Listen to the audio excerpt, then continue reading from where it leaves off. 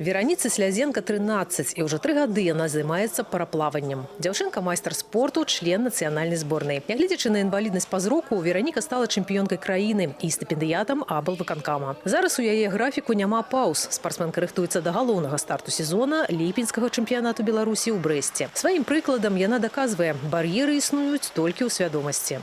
Вообще я занималась с 7 лет, но потом уже, когда стала профессионально заниматься, с 10 лет. Никогда не сдаваться, идти вперед и ничего не бояться.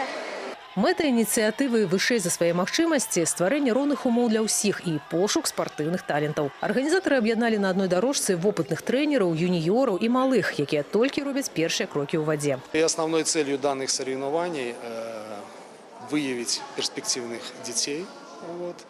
А те, кто на подходе, для них авторитетом будут те детки, которые займут места, и будет дальнейший стимул развивать себя в направлении плавания и достигать нового уровня и новых результатов.